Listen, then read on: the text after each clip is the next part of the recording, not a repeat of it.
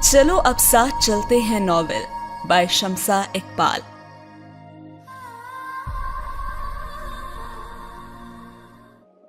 जी जनाब, पिछली एपिसोड वहां पे खत्म हुई थी जहां पे साथ जान चुका है कि उसके भाई हादी के किले को फतह करने वाली और कोई नहीं माही आप ही हैं, और वो तो खुशी के मारे घर में भागता फिर रहा था।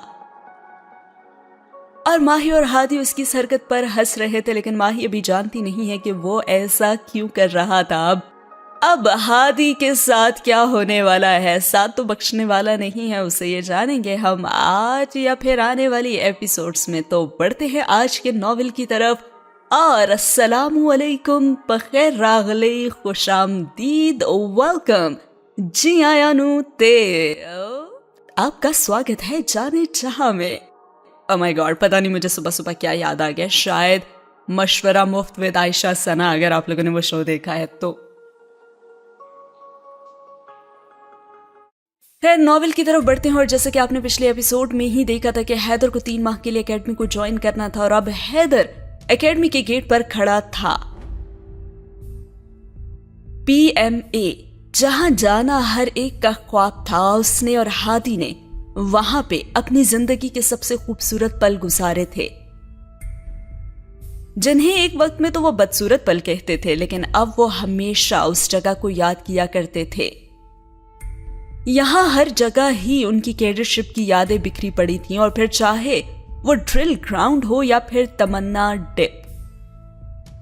What is this Tamannaah dip? यहां की जिंदगी सीखने के लिए थी। ये वो जगह थी जहां एक मखसूस गिरोह को वाकई खास बना दिया जाता था। ये वो जगह थी जहां रहने वाले हुब्बुल वतनी अपने वतन से मोहब्बत से लबालब थे, और यहां रहने वालों को सिखाया जाता है कि कोई कुछ भी कहे, कोई तुम्हें बजट चोर बोले या फिर अमेरिका का हिमायती, तुम्हें इस मुल्क की हिफाजत करनी है और करनी ही है। इसकी तरफ आंख उठाकर देखने वालों को उन्हीं की जुबान में जवाब देना है, और हर लम्हे तैयार रहना है, दुश्मन की जान लेने के लिए भी और अपनी देने के लिए भी। उसे रिश्तों को एक तरफ रखकर वतन और वर्दी से किया वादा निभाना है। अब हैदर अंदर दाखिल हो रहा था, और उसे हर कदम पर बिखरी यादें मिल रही थी, और वो मुस्कुराता हुआ अंदर बढ़ रहा था। उस इदारे में जो जवानों के ढीले पेच सीधे करता था, उन्हें एक यंग मैन से एक जेंटलमैन बनाता था। वाव। इसी के साथ ये सीन हुआ खत्म। अगला सीन स्टार्ट होता है हॉस्पिटल से, जहां पे माहीन की ड्यूटी होती है CMH की इमरजेंसी वार्ड में, और वहां पे अब टाइम हो रहा होता है शाम के 5 बज रहे होते हैं। माहीन एक हाथ से गर्दन को मलते बाहर निकलने को ही थी जब उसकी नजर सामने आते शख्स पर पड़ी, और वह कदम कदम चलता उसके पास आकर खड़ा हो गया, और वह था हादी। हादी ने उसके पास आकर उससे कहा कि आप कहीं जा रही हैं? हादी ने सलाम के बाद उससे पूछा तो वह कहने लगी, जी मैं ऑन कॉल थी कल सुबह से, आज सारा दिन भी मसरूफ रही तो बस अभी घर जा रही थी। उसने नरमी से जवाब दिया, और थकावट उसके चेहरे से जाहिर हो रही थी।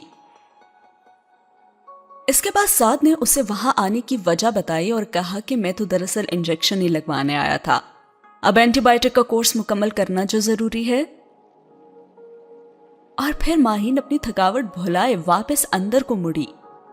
हाँ चले, मैं आपकी रिपोर्ट्स भी देख लेती हूँ, और एक बार फिर से आप टेस्ट करवा लें ताकि ट्रीटमेंट से कुछ फायदा हुआ है या नहीं वो भी पता चल जाएगा। अरे आप रहने देना, आप तो वैसे ही थक गई हैं। ऐसा करें आप ये गाड़ी की चाबी लें और बाहर चलकर गाड़ी में बैठे, मैं आपको ड्रॉप कर दूंगा, तकरीबन 10 मिनट में ही मैं आता हूं फिर। और अब वो फॉर्मल हो रही थी और उसे कहने लगी कि अरे नहीं मैं चली जाऊंगी, इसकी कोई जरूरत नहीं है। जी अब दिन में तो आप बिल्लियों से भी नहीं डरती होंगी ना कि मैं उनका ड्रावा देकर आपको कहूं कि मेरे साथ चलें। और एक लम्हे को तो माहीन के चेहरे का रंग ही बदल गया, और वो पल उसके जहन के पर्दे पर लहराए। मैं तो डरी नहीं थी तब भी, वो खफत मिटाते हुए बोली। हाँ हाँ इसका अंदाजा तो है ही मुझे, वो मुस्कुराते हुए कह रहा था। اچھا ٹھیک ہے، میں رپورٹس دیکھ لیتی ہوں. پھر وہ ہادی کے ساتھ اندر کو بڑھ گئی اور انجیکشن لگوا کر بلڈ ٹیسٹ کروانے کے بعد وہ گاڑی میں آ بیٹھے. اور تبھی اس نے اسے بتایا کہ رپورٹس ملنے میں ٹائم لگے گا، میں کل لے آؤں گی خود ہی. وہ سیٹ بیلٹ باندھتے ہوئے اس سے کہہ رہی تھی. Okay as you wish. وہ گاڑی سٹارٹ کرتے ہوئے بولا. آپ کافی دن سے آئی نہیں ہیں ہماری طرف، سعد اور ماما بھی آپ کو باہر یاد کر رہے تھے. ہادی نے گیٹ سے گاڑی نکالتے ہوئے کہا. جی آپ دیکھ تو رہے ہیں کہ ڈیوٹی کافی ٹف جا رہی ہے آج کل. ویسے سعد نے کال کی تھی مجھے، بس ٹائم نہیں مل سکا. اور ہاں کل شام کو سعد نے بلایا مجھے، اس کا شاید باہر جانے کا کوئی پلان ہے. وہ سامنے دیکھتے ہوئے کہہ رہی تھی اور اس میں ہمت نہیں تھی کہ وہ مڑ کر ہادی کے چہرے کو دیکھتی جو اب اسے بولتے ہوئے ہی دیکھ رہا تھا. اور پھر کچھ یاد آنے پر فوراً ماہی نے کہا کہ سعد نے مجھے کال کرنے کا کہا تھا صبح، میں تو بھول ہی گئی.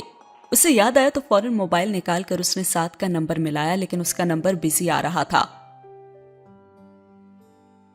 اس کا نمبر ہی بزی ہے. اس نے مایوسی سے موبائل واپس رکھا. ہاں وہ بزی ہوگا کہیں اپنی کسی فرینڈ کے ساتھ. ہادی نے اس کے مایوس چہرے کو دیکھتے ہوئے کہا. سعد ایسا نہیں ہے، اب آپ اس پر ایسے الزام مت لگایا کریں. میں نے اس کے موبائل دیکھا ہے، اس میں کسی بھی فرینڈ کا کوئی نمبر نہیں ہے. ماہین نے اس کی حمایت کی. ارے واہ، سب پہ یقین ہے آپ کو، ایک مجھے پہ نہیں ہے. وہ مسکراہٹ دبائے کہہ رہا تھا. ہاں تو فرینڈز آپ کی ہوں گی نا، مجھے یقین ہے، مگر سعد کی نہیں ہو سکتی. وہ اب بھی سنجیدہ تھی. ارے میں ایسا بالکل بھی نہیں ہوں، آئی سویئر. اسے صفائی دیتے ہوئے بولا. ہاں تو میں سعد سے پوچھ لوں گی. وہ اب کے مسکرا کر اس کی طرف دیکھتے ہوئے بولی. ارے وہ میرے بارے میں نا ایسے جھوٹ بولنے میں ماہر ہے. وہ دانت چباتے ہوئے بولا اور ماہین کو بے اختیار اپنی پہلی ملاقات یاد آئی. اور اتنے میں ہادی کا موبائل بج اٹھا. اس نے سامنے موبائل ہولڈر میں موبائل رکھا تھا اور ایک انجان نمبر سے کال دیکھ کر اس نے ریسیو کی. ہیلو. کال سپیکر پر لگاتے وہ ڈرائیونگ کے دوران بولا. ہیلو ہادی، کیسے ہیں آپ؟ ماہین جو باہر دیکھ ہی رہی تھی، نسوانی آواز سن کر یکدم پلٹی اور ہادی کے تاثرات دیکھنے کے قابل تھے. اس نے ایک نظر ماہین کو دیکھا اور پھر موبائل کو دیکھا. جی آپ کون؟ وہ آپ کے پوچھ ہی بیٹھا تو اس نے آگے سے جو خاتون تھی انہوں نے کہا. آپ نے ابھی تک میرا نمبر نہیں سیو کیا؟ ارے میں عروج بات کر رہی ہوں. اور ماہین اب کی بار آنکھیں سکوڑے ہادی ہی کو دیکھ رہی تھی اور اس کی آنکھوں میں بے یقینی تھی. اور اس نے فوراً کہا کہ اچھا مس عروج. وہ مجبوراً اب بات کر رہا تھا کیونکہ اب کال کاٹ بھی نہیں سکتا تھا. میں ڈرائیونگ کر رہا ہوں تو آپ سے بعد میں بات کروں گا. وہ جلد از جلد یہ کال بند کرنا چاہتا تھا. ارے ایک منٹ، مجھے بس یہی پوچھنا تھا کہ کل اگر آپ فری ہیں تو گھر میں کل ایک پارٹی ہے، اس میں شامل ہو سکتے ہیں کیا آپ؟ پاپا سے بھی مل لیں گے آپ. اور ہادی نے کچھ کہنے سے پہلے ہی ہاتھ بڑھا کر کال کاٹ دی اور ماہین نے ایک نظر اسے دیکھا اور پھر چہرہ دوسری طرف کر لیا. اور پھر وہ صفائیاں دینے لگا اور کہنے لگا. آئی سویئر اس سے میرا کوئی ایسا تعلق نہیں ہے جیسا کہ آپ سمجھ رہی ہیں. وہ دعا حیدر سے ناراض تھی نا، تو اس کی وجہ سے مجھے عروج سے بات کرنی پڑی اور پھر پتہ نہیں کہاں سے اس نے میرا نمبر لیا اور اب کال بھی. وہ بنا کچھ سوچے سمجھے اسے صفائی دے رہا تھا اور ماہین کا دل بے یقینی کی کیفیت میں تھا. اسے واضح طور پر برا لگا تھا اور اس کا دل دکھا بھی تھا. محبت کی لو پر رکھا اس کا دل محبت کی آنچ سے روشناس ہو رہا تھا. اور ہادی پھر اس سے کہنے لگا. ماہی میرا اس سے ایسا کوئی ریلیشن نہیں ہے، میں سچ کہہ رہا ہوں. وہ بے بسی سے کہہ رہا تھا. اسے ماہین کی آنکھوں میں موجود بے یقینی نے بے چین کر دیا تھا اور اسے ماہین کا منہ موڑ جانا بے چین کر گیا تھا. کیسی وہی تھی یہ محبت کہ دونوں دلوں پر نازل ہوئی تھی اور ان کو ایک رشتے میں باندھ دیا تھا. اور پھر ماہین نے خود کو سنبھالا اور پھر اس کی طرف پلٹی. آپ مجھے کیوں صفائی دے رہے ہیں؟ یہ جو کچھ بھی ہے آپ کا پرسنل مسئلہ ہے، میرا اس سے کوئی تعلق نہیں ہے. اس کی زبان تو اس کا ساتھ دے رہی تھی لیکن اس کی آنکھیں نہیں، اور ہادی کے دل کو کچھ ہوا تھا. اسے شدید غصہ آیا تھا عروج پر. ماہی یہ میرے سینئر آفیسر کی بیٹی اور صرف حیدر کی وجہ سے میں نے بات کی تھی. وہ اب بھی صفائی دے رہا تھا اور ماہین نے یکدم اسے قبول کر لیا اور کہا کہ اوکے ٹھیک ہے، مان لیا. اب ماہین کو اس کا وضاحت دینا اچھا لگا تھا. اچھا اب یہ بات آپ جا کے ساتھ کو مت بتا دیجیے گا. وہ اس کی بات پر اس کی جانب مڑی. اچھا تو آپ یہ ساری وضاحت اس لیے دے رہے تھے؟ وہ اپنی بڑی بڑی آنکھوں کو اور بڑا کر کے بے یقینی سے اس سے پوچھ رہی تھی. اور ہادی نے فوراً آگے سے کہا ہاں اسی لیے. تو آپ کو کیا لگا تھا؟ وہ مسکراہٹ دبائے پوچھ رہا تھا. کچھ بھی نہیں، بھلا مجھے کیا لگنا تھا. وہ گڑبڑا کر سیدھی ہوئی اور ساتھ ہی ہوا یہ سین ختم.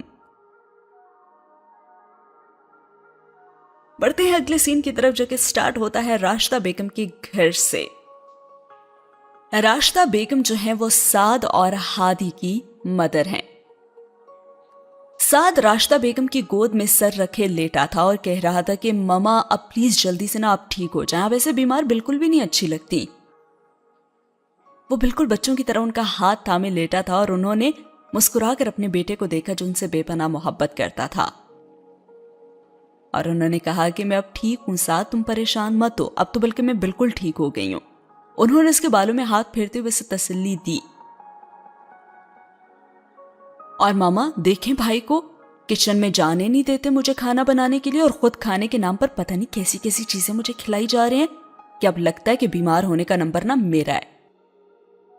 اور ماہی آپی بھی تو نہیں آ رہی ہوں کچھ دنوں سے، ورنہ وہی کچھ اچھا بنا دیتی. وہ دہائی دیتے ہوئے بولا ارے ایسے نہیں کہو، اللہ تم دونوں کو صحت دے اور لمبی عمر دے. اچھا ٹھیک ہے، آج میں کھانا بنا دوں گی اپنے بیٹے کے لیے. ہاں اگر آپ یہ سب میرے لیے کرتی نا تو مجھے واقعی خوشی ہوتی، لیکن آپ تو یہ سب پاپا کے لیے کر رہی ہیں نا. کھانا تو اصل میں ان کے لیے ہی بنائیں گی آپ، اور نام میرا لگا رہی ہیں. وہ خفگی سے بولا ساتھ تم کبھی نہیں سدھر سکتے، تمہارے لیے ہادی سے ہی کھانا بنواؤں گی میں. وہ اس کے سر پر چت لگاتے ہوئے بولی ماما وہ گھر پر نہیں ہے، اور یہ جو آپ کا فما بدار بیٹا ہے نا آج کل باہر جا رہا ہے، کوئی لڑکی کا چکر شکر تو نہیں ہے. ساس شرارت سے آنکھیں مٹکاتے ہوئے بولا ارے کہاں، ہادی تو ایسا بالکل بھی نہیں ہے، مجھے اس پہ پورا یقین ہے. وہ تو کسی لڑکی کو کبھی مڑ کر بھی نہیں دیکھتا ہے. راشدہ بیگم نے پر یقین لہجے میں کہا موصوف خود کسی کے پیار میں گوڑے گوڑے ڈوبے ہوئے، اور یہ میری معصوم ماں اور ان کا اندھا اعتماد. خدایا وہ یہ سب صرف سوچ کر ہی رہ گیا. ماما دیکھنا کیسے ایک دن وہ آپ کی امیدوں پر نا پانی پھیرتے ہیں. وہ آپ کی اونچی آواز میں بولا تھا، اور اس کی ماما نے کہا کہ نہیں وہ دن کبھی نہیں آئے گا. اور یہاں یہ سین ختم ہوا اور اگلا سین شروع ہوتا ہے جہاں پہ ہادی ڈراپ کرنے جا رہا ہے ماہی کو.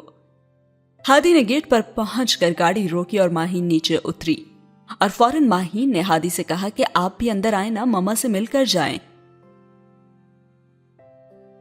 اس نے گاڑی سے اندر جھانکتے ہوئے کہا.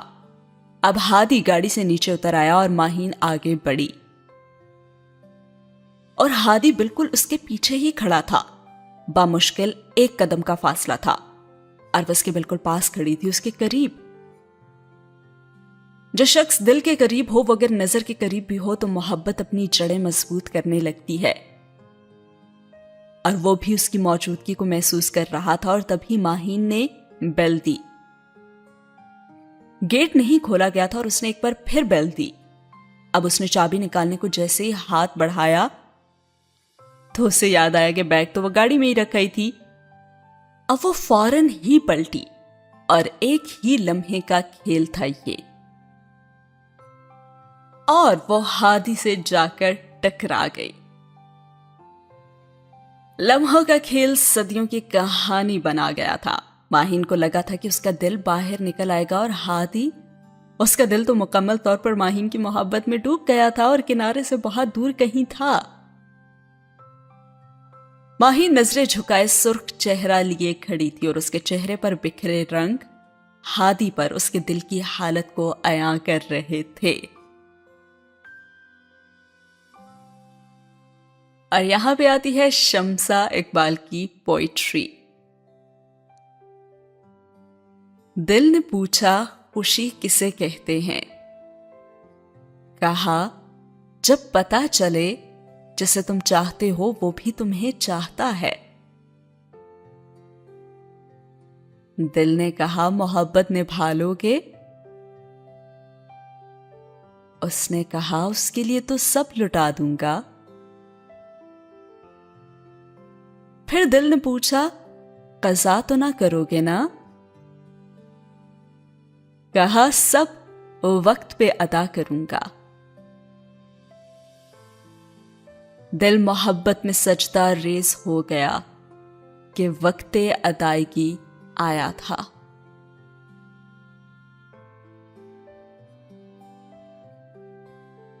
और फिर माहिन जल्दी से आगे गाड़ी की जाने पड़ी और हादी भी होश में आ गया और वो बुड़बुड़ाई कि लगता है कि मम्मा घर पे ही नहीं है शायद। और हादी भी कहने लगा कि अच्छा ठीक है मैं भी चलता हूं, फिर कभी आऊंगा। वो उसके झुके सर को देखते हुए बोला और माहिन ने इस बात में सर हिलाते हुए गेट खोला और वो भी गाड़ी की जानिब आया। फिर पलटा और माहिन अभी भी सर झुकाए खड़ी थी। खुदा हाफिज वो कहकर गाड़ी में बैठ गया और गाड़ी आगे बढ़ा दी। और साथ ही हुआ ये सीन खत्म।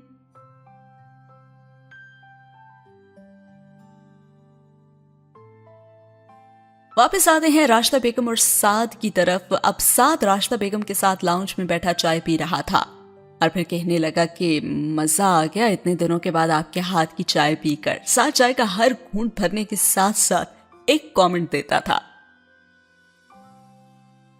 अच्छा बेटा जरा हादी को तो कॉल करो, जाने कहां रह गया है। अरे रहने देना मामा, मुझे तो लगता है कि भाई ना कहीं डेट पर गए हुए हैं। देख ले अब तो हैदर भाई भी यहाँ नहीं है तो फिर भाई कहां जा सकते हैं, सोचें। साद मशकूक अंदाज में कह रहा था, तुम ना अपना तज्जिया अपने पास ही रखो, मुझे अपने हादी पर पूरा यकीन है, वो अपनी बात पर कायम थी। अरे देख लीजिएगा मामा, आप मेरा तज्जिया बेकार नहीं है। अच्छा मुझे भी ना उस पर पूरा यकीन है, तुम चुपचाप सिर्फ चाय ही पियो। राशिदा बेगम ने उसे डांटा और तभी हादी उंगली पर की रिंग घुमाते हुए कुछ गुनगुनाते हुए अंदर आया और लाउंज में दाखिल हुआ। राशिदा बेगम ने मुस्कुराकर उसकी जानिब देखा जो अब सीटी बजाता अंदर आया था। उन्होंने मुस्कुराकर कुछ कहना ही चाहा कि यकदम वो साकित हो गई और फिर उसके बाद साद और राशिदा बेगम मुंह खोले हादी को देख रहे थे। हादी ने सलाम किया और जवाब ना पाकर उनकी जानिब देखा तो वो शौक की कैफियत में थे।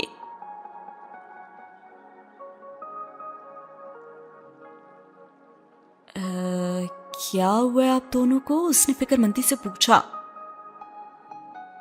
अब साद की हैरत का तो दौरानिया खत्म हुआ और अब उसकी कहे पूरे घर में गूंज रहे थे, जबकि राशिदा बेगम अभी तक शौक की कैफियत में ही थी।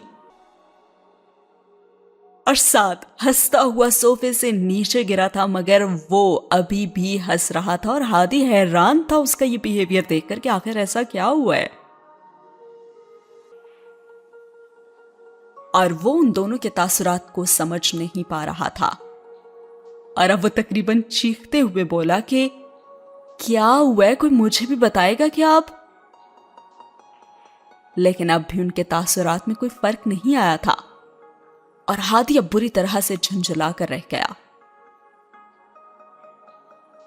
ارے بتائیں نا کہ آپ لوگ ایسے کیوں دیکھ رہے ہیں مجھے، کیا کیا ہے میں نے؟ ہادی ان کے تاثرات پر خود بھی حیرت کا شکار تھا اور سعد نے بامشکل اپنے کہے ایک لمحے کے لیے روکے۔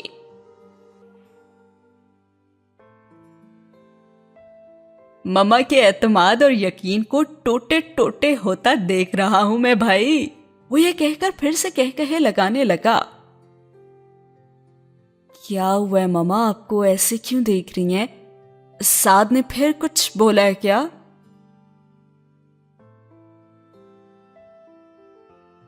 وہ اب کی پھر تشویش کا شکار ہوا اور ماں کے ایسے تاثرات اسے کسی انہونی کا پتہ دے رہے تھے، لیکن سعد کے کہے کچھ اور ہی کہہ رہے تھے۔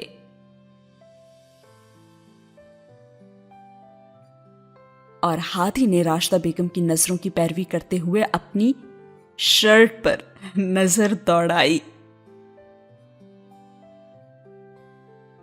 اور اگلے ہی لمحے وہ خود بھی شوق کی کیفیت میں تھا، کیونکہ اس کی سفید شرٹ پر پنک لپسٹک والے نشانات واضح تھے۔ اور کچھ دیر پہلے کے وہ لمحے اس کے ذہن کے پردے پر لہرائے۔ وہ اب ان دونوں کی نظروں اور شوق کا مطلب سمجھا تھا، اور وہ خود شرم سے پانی پانی ہو رہا تھا، اور اوپر سے سعد کے کہے اور راشدہ بیگم کی نظریں۔ اس نے ہاتھ اس نشان پر رکھ کر گویا اسے چھپانا چاہا، لیکن اب راشدہ بیگم کی نظریں اس کے چہرے پر تھیں۔ وہ اٹھا، ایک لمحے کو تو اس کی کچھ سمجھ میں ہی نہیں آیا، اور پھر اگلے ہی لمحے وہ سعد کے شکنجے سے بچتا ہوا اوپر کمرے کی طرف بھاگا تھا۔ سعد اسے پکڑنے کو بھاگا تھا، لیکن وہ پیچھے رہ گیا تھا، اور وہ راشدہ بیگم کی گود میں لیٹ گیا، اور وہ بھی ہنس رہا تھا، اور راشدہ بیگم نے ایک تھپڑ اس کے کندھے پر دے مارا۔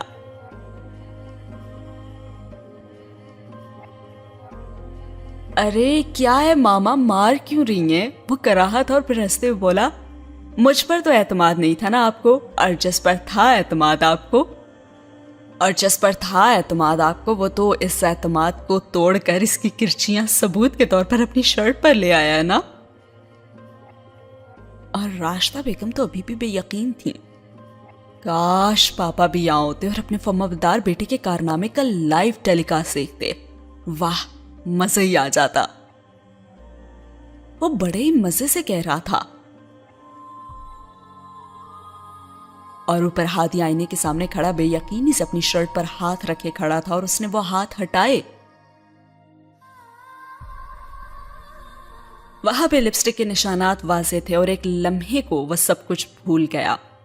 وہ لمحے یاد کر کے وہ خود بخود اب مسکرا رہا تھا۔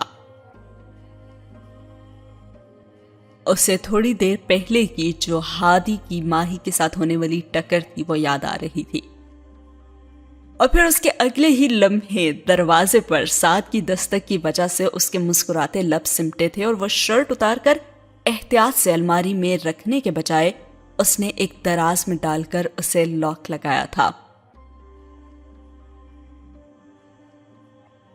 اور یہ سب کچھ سعد کی طرف سے حفاظتی اقدام کے طور پر کیا تھا اس نے، کیونکہ سعد کا کیا بھروسہ کہ اس کا اشتہار ہی لگا دیتا۔ اب سعد نے اس کے ساتھ کیا کیا یہ تو ہمیں یہاں نہیں بتایا گیا، کیونکہ سین ہو چکا ہے ختم۔ اگلا سین سٹارٹ ہوتا ہے حیدر سے اور اس کی اکیڈمی سے۔ حیدر ابھی فارغ ہو کر لیٹا ہی تھا کہ اس کا موبائل بج اٹھا۔ وہ آج بہت تھک گیا تھا، لیکن پھر بھی اس نے کال ریسیو کی، اور سلام دعا کے بعد وہی سوال دہرایا گیا تھا تو وہ مسکرا اٹھا۔ اور سوال کیا تھا؟ حیدر تم واپس کب آؤ گے؟ اور حیدر نے جواب دیا کہ دعا مجھے تو ابھی آئے ہوئے 5 دن ہوئے، اور تم واپس آنے کی بات کر رہی ہو؟ ابھی 3 مہینے باقی ہیں۔ حیدر ایک بازو سر کے نیچے رکھتے ہوئے بولا۔ 3 مہینے کب پورے ہوں گے حیدر؟ اور حیدر نے کہا کہ 3 مہینے نا 3 مہینوں کے بعد ہی پورے ہوں گے۔ حیدر نے اسے اسی کے انداز میں جواب دیا تھا۔ تمہیں پتہ ہے حیدر، ابھی وہ آگے کچھ کہنا ہی چاہ رہی تھی کہ حیدر نے اس کی بات کاٹی اور کہا، ہاں مجھے پتا ہے کہ تم مجھ سے بہت محبت کرتی ہو اور اس سے کہیں زیادہ تم مجھے مس کرتی ہو۔ اس کی بات کاٹتے ہوئے بولا، اور دعا خفگی سے بولی کہ جی نہیں، میں نے یہ بالکل بھی نہیں کہنا تھا، میں تو یہ کہنے لگی تھی کہ میں تمہیں صرف مس کرتی ہوں۔ اچھا تو یہ بات ہے۔ اب دیکھو دعا، میں تو معصوم سا فوجی ہوں، لفظوں کا ہیر پیر تو مجھے نہیں آتا نا۔ تم پیار کو مس کرنے جیسے لفظوں میں چھپا کر کہتی ہو، اور میں مس کرنے کو بھی محبت کرنے کی کیٹیگری میں رکھتا ہوں۔ وہ مسکراتے ہوئے اس کی خفگی دور کر رہا تھا،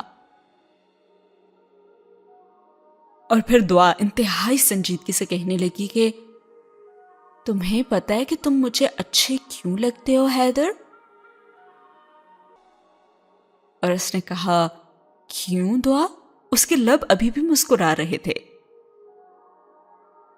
کیونکہ تم سچے ہو، تم میں بناوٹ نہیں ہے، تم جذبوں کے معاملے میں کھرے ہو، چاہے وہ محبت ہو یا نفرت یا پھر غصہ۔ تمہارے ساتھ جب بھی میں ہوتی ہوں تو تم ایک ڈھال کی طرح محسوس ہوتے ہو، جو ساتھ ہو تو کسی کا خوف نہیں ہوتا۔ تمہارے غصے میں بھی پیار ہوتا ہے حیدر، اور تمہارے ہر انداز میں ہی مجھے اپنے لیے محبت محسوس ہوتی ہے، چاہے وہ میرے بچپنے پر تمہارا غصہ کرنا ہو یا پھر میرے رونے پر تمہارا پریشان ہو جانا۔ وہ اپنا دل کھول کر اس کے سامنے رکھ رہی تھی، اور حیدر کی تو ساری تھکاوٹ ان الفاظ سے ختم ہو رہی تھی جو دعا کہہ رہی تھی اور وہ سن رہا تھا۔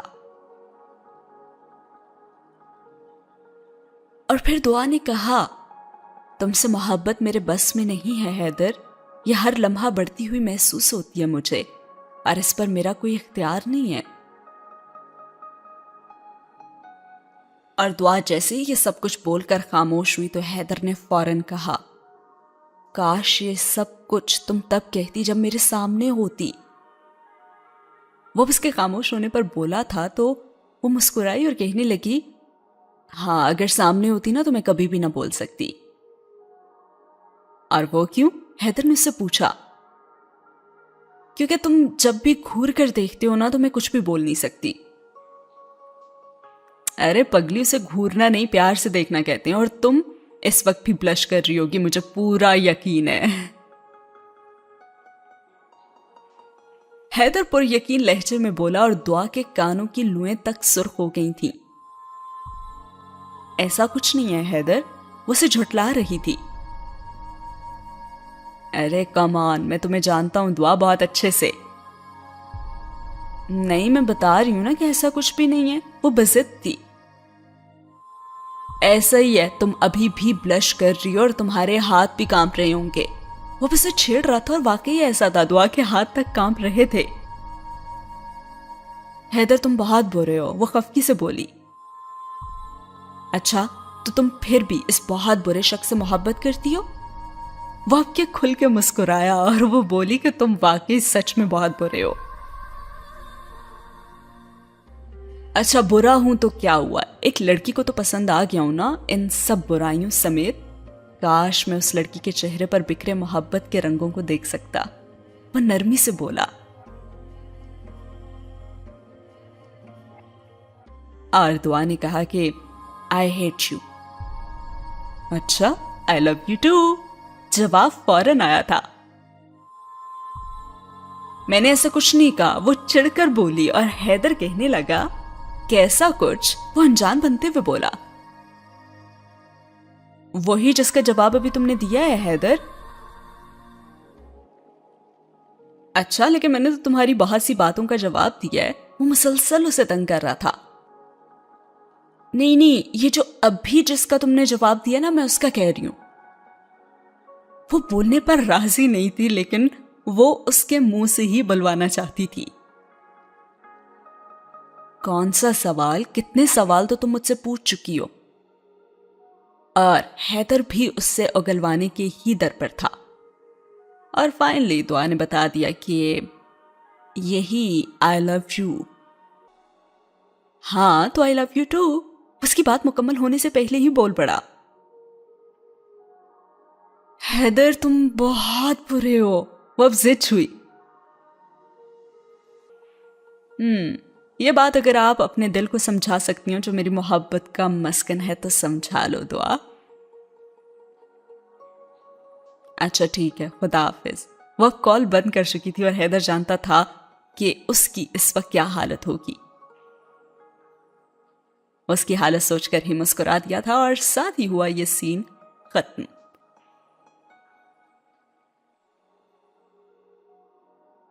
अब अगला सीन वहां से शुरू होगा जहां पे हादी साहब अब लाउंज में बैठे होते हैं और वाकई में सर झुकाकर बैठे होते हैं क्योंकि साद उनकी ले रहा होता है क्लास, और वो भी राशिदा बेगम और ज़ीशान साहब के सामने। तो अब क्या होगा जानेंगे हम अगली एपिसोड में। आज की एपिसोड कैसी लगी कमेंट बॉक्स में मुझे जरूर बताइएगा, और अगर अच्छी लगी है तो वीडियो को लाइक करना तो मत भूलिएगा। मिलते हैं अगली एपिसोड में। अल्लाह हाफिज।